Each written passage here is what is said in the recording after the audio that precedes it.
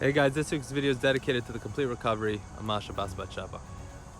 First of all, I want to wish a big mazel tov in our YJP family to the Rosens.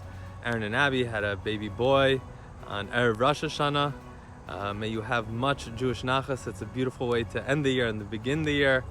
And may we only share simchas together. So nice to see so many of you over Rosh Hashanah. Thank you to all those who helped make our minyan. And it was a beautiful start to the year, and let's keep that energy going. There's a famous Chabad Chassid, Rabbi Menachem Mendel Futterfass, who lived in communist Russia and was arrested for spreading Judaism and teaching Torah. And he spent over 11 years in the Siberian gulags. And while he was there, he got to know many of the prisoners, and he liked to hear their stories and became friends with them, and he wanted to learn from everyone. One of his fellow prisoners there was somebody who had previously been a circus performer. And Reb Mendel Futterfass was very intrigued by the idea of walking the tightrope. That somebody would risk their life to walk on this very thin wire just for the cheers. He wanted to really understand why somebody would do this. This was in the days, there was no safety nets, there was no cables or anything like that. It was, you just walked across the wire. And the tightrope walker explained to him that through much training, it's not as scary for him as he thought. And after Stalin died, they relaxed some of the rules in the prison, and they actually put on a show, and they hung up a wire high up, and this person performed. When he came down, Reb Mendel was really impressed, and he said, "What's the secret?"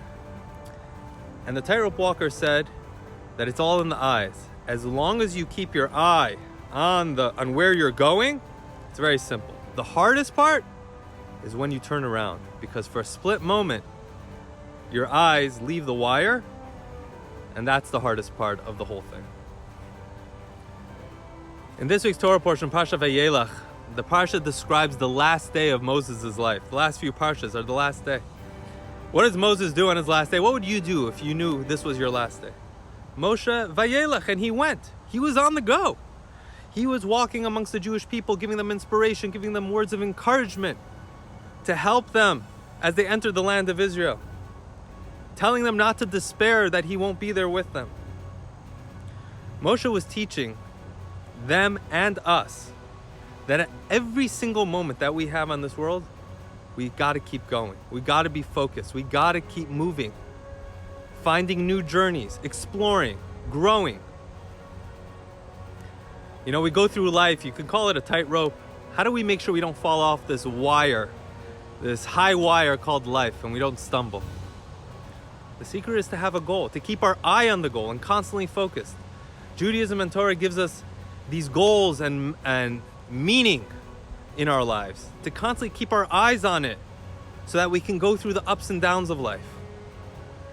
Inevitably, there are going to be moments when we lose sight of that goal, when we have to turn, we have to pivot, and we don't see that goal. For that, we also have this week's Shabbos has a special name, Shabbos Shuvah. This is the Shabbos between Rosh Hashanah and Yom Kippur.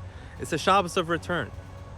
The idea of return, these 10 days between Rosh Hashanah and Yom Kippur, are all about this idea that no matter where we are in life, no matter the mistakes we made, or how far we drifted, or the fact that we lost sight of the goal, we can always turn around and see the goal again and keep going. These are the messages that we always have to keep in mind. Make every moment count, make every day count, and constantly grow, grow, grow.